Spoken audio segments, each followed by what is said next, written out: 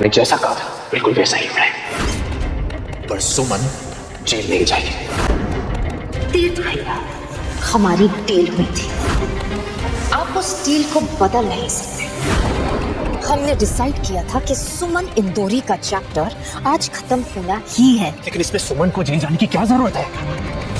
आपको सुमन को जेल जाने से रोकना पड़ेगा। ये डील खत्म।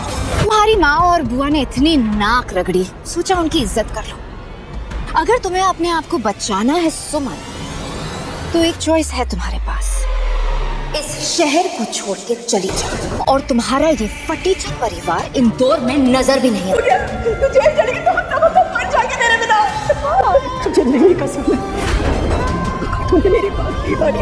सुमन को दोबारा से मिल जाता है धोखा, वो भी तीर्थ देता है। यहाँ पर देविका ने तो पहले ही उसको भाई धोखा दे दिया था, लेकिन तीर्थ का धोखा अभी तक लग नहीं रहा था कि ऐसा कुछ होगा।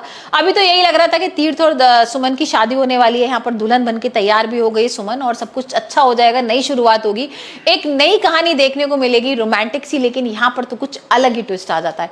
देविका का सारा वीडियो सामने आ गया जिसमें वो ऋषि को माचिस से जला रही है, सब लोग उसके अगेंस्ट हो गए हैं।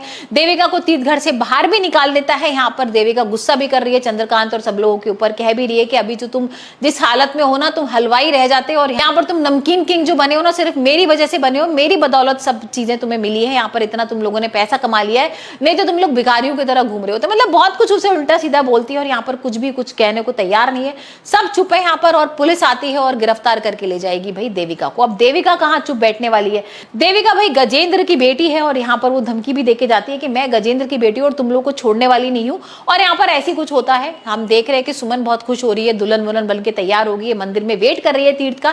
तीर्थ को देर हो जाती है, जैसे ही यहाँ पर तीर्थ की गाड़ी आती है वो नीचे भागती हुई आती है कि भाई जल्दी निकलो, आप इतना शर्मा के रहे हो दुल्हन की तरह। और देखती है गाड़ी में से देविका निकलती है। देविका को देखते ही वो शॉकिंग भाई रिएक्शन आ रहा है सुमन का।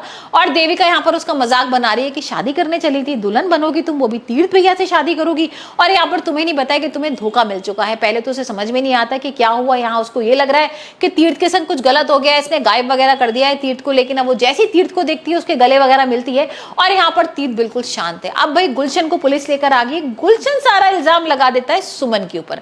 गुलशन कहता है कि भाई सारा जो गोली वगैरह चलवाई थी ना, जो सब कुछ किया है वो अभी तक सुमन ने किया है, सुमन ने तीर्थ के ऊपर गोली चलवाई थी। और इसी बात को लेकर सुमन को गिरफ्तार कर लेते हैं, पुलिस को उसको ले जा रही है खींचते हुए और यहाँ पर उसके घर वाले सब माफी मांग रहे हैं। यहाँ पर देविका के पैर छू रहे हैं, सुमन को मत भेजो, गिरफ्तार मत करवाओ, लेकिन यहाँ पर वो सुनने को तैयार ही नहीं है।